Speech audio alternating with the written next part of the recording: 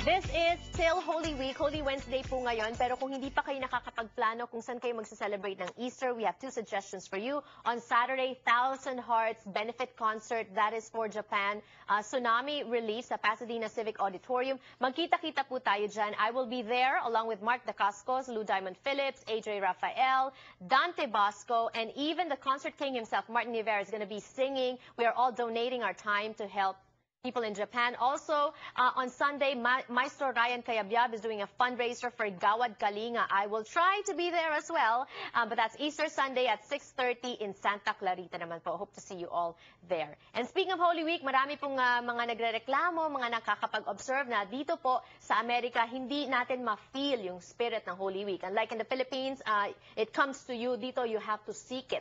And that is why here, today, we're going to give you some schedules kung saan po kayo pwede makaparte ng mga iba't ibang tradition, iba't ibang activities in connection to Holy Week. Margie and Pet are here joining us from Household of Faith Ministry. It's a Catholic charismatic group that's based in St. Columban Parish. Hello and welcome to Kababayan. Well, thank you for having us. Okay, tell me, so what are you doing this coming weekend in preparation for Holy Week? Actually, the Household of Faith will be hosting the Good Friday service. But since tomorrow, Holy Thursday, there is going to be a Mass and also the washing of the feet, of course. And then... Anong oras yan? Tomorrow, it starts at 7 o'clock in the evening. At 7 o'clock in the evening. I think we have the schedule, if we can put it up. So washing of the feet, usually on Thursday, and then Friday. What's going to happen on Friday? Well, the Household of Faith actually introduced this concept of the reenactment of the Stations of the Cross. Okay. So it will start at 4 o'clock. Well, 4:30 is the official service. Sa St. Columban. At St. Columban. And again, this is a reenactment of the Stations of the Cross. Okay. And then it will be followed by the Siete Palabra. Yes, seven last or words. the seven last word. And then... So medyo late na yung seven last words nyo because the reenactment of the stations is going to start at 4:30. 4:30. Yeah, because usually seven last words will start at 1 para tamang-tama 3 o'clock is Veneration of the Cross. Right. Diba? I think the reason why they move it is because so that a lot of people can attend. After work. Yeah, kasi hindi holiday. And Pet, you were saying something, that's a good point. A lot of kababayans, they work and then they go home, they have kids to tend to. Paano yung mga hindi makapunta? Yeah, we would like to invite our kababayan to join us in Household of Faith, especially every Friday at 7 p.m. It starts with a Mass. Yung mga kababayan natin who is having a hard time to find time during the evening, because of their children, we actually would want them to bring their children to the prayer group. Kasi meron kayong separate children's ministry. We have a ministry for children.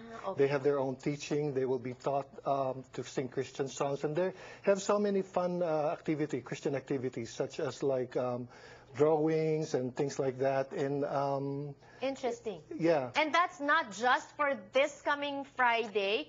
That's every Friday. Pag nagpupulong-pulong ang Household of Faith. What do you do in your prayer meetings on Fridays? Yeah, actually, this is a great opportunity for us to invite our kababayans. You know, the St. Columban is the one who actually welcomed the Household of Faith to have its prayer meeting there.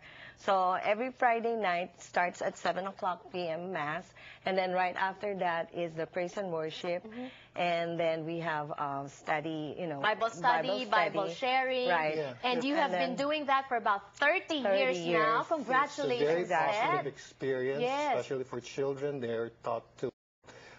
In the very early stage of their life, being taught to fellowship with Christian children as well. All right, and Household of Faith, I have to congratulate you celebrating your 30th year. Maybe next time you can come back and talk about your big celebration in August. But for now, thank you so much. Thank you so much. Advance Happy Easter to both of you. Same here. Magbabalik po ang Kababayan LA. Don't go away.